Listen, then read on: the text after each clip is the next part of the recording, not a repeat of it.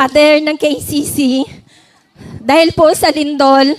Pero behind po noon, nagpapasalamat po kami ng lubos sa mga taong naging instrumento na maging yung mga expenses po ng ospital, tumulong po sa amin at lalong-lalo na sa mga prayers na maging okay po yung mga anak ko.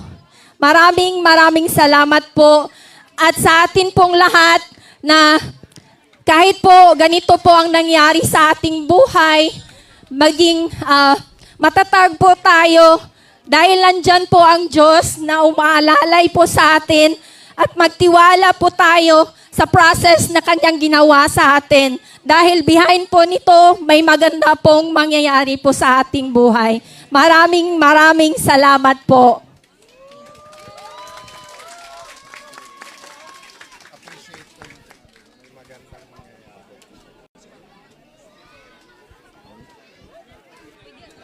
Assalamualaikum warahmatullahi wabarakatuh. Alhamdulillah rabbil alamin. Mga magandang hapon mga mahal kong kapatid. Sa mga kapatid po natin Kristiyano, sumainyo ang kapayapaan. Ako po ay siyempre unang-una nagpapasalamat po sa ating Mayora Pacquiao, maraming salamat po. Siyempre kay Congresswoman, maraming salamat po.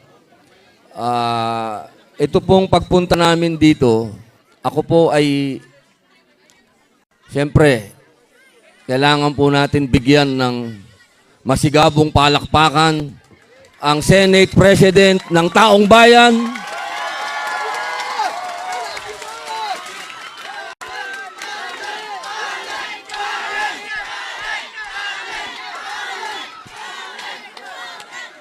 isang taong hindi po nakakalimot sa inyo.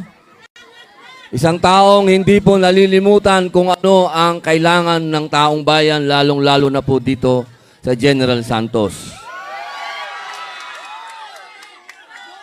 Nagpapasalamat po ako sa kanya at ako po ay kanyang inimbitahan na sinabi niya, "Liga, puntahan natin yung mga kapatid mong Muslim at Kristiyano." Alhamdulillah.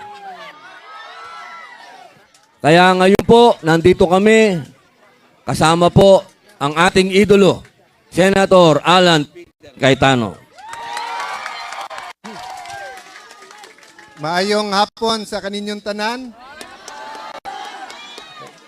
Kasabot ako Bisaya, pero dili pa maayo magsulti. Kinahanglan na kastoryahan si Mayor ug si Congresswoman. So, magandang hapon po. Di ba, simula sa ating pagkabata, tinuturo sa atin kung anong iyong itatanim, yun ang iyong aanihin. So I'm so honored by your speech, sa testimony mo. Kasi kami magsabi na may magandang mangyayari sa inyo, pwede niyong sabihin, hindi niyo naman na-experience yung linog eh. Di ba? Pero kayo na na-injure at grabe yung nangyari sa inyo, pero nakakapag-testify kayo. Nandyan ang Diyos at babangon tayo. Pakisabi sa katabi nyo, babangon tayo. Diba? Oo. Pakisabi sa katabi mo, mahal ka ng Diyos. Diba? So anyway, nandito po kami para tulungan lang si Mayor at si Congresswoman kasi kayo naman talaga ang naapektuhan. Thank you, Mayor, kahit na konti lang dala namin yung salubong nyo sa amin. Pero kung ano itanim natin bilang mga Pilipino na kapag may disaster, calamity, tulong-tulong na lang tayo, di ba? Wala nang politika. So, sabi ko kay Robin, may hinanda tayong konting bigas, konting grocery. Tapos sabi niya, ay nakakaya naman, may cash assistance. Sabi ko sa kanya, hindi, huwag ka mahiya, Robin, kasi kinuha ko na rin sa sweldo mo yung ipamimigay natin eh. No? So, but, yun nga, Mayor. So, bagaman, alam nyo naman po, may problema sa legal, si Senator Bato, tumutulong pa rin. Di ba? Si Senator Jinggoy, nasa kulungan na, namiminsipyo, pero sabi sa amin, sama yung anak ko nung unang punta. Nung sinabi kong pupunta ulit, sabi niya, tulong na naman siya. Eh, problema, hindi na nga niya kinukuha sweldo niya, tutulong pa rin, no?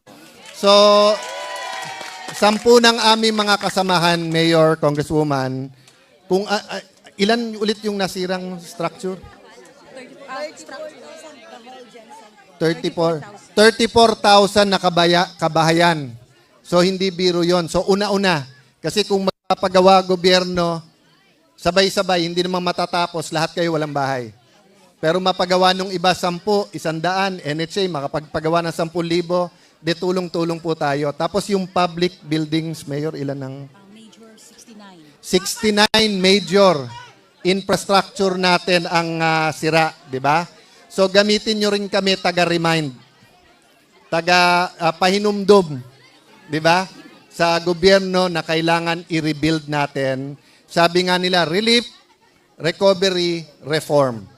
So maasahan nyo kami sa reform, maasahan nyo kami sa relief, hopefully makatulong kami sa recovery. So hindi kami magpapakahaba.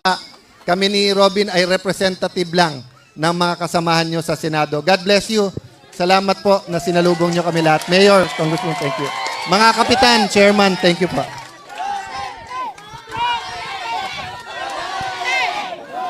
Maraming salamat. Peter.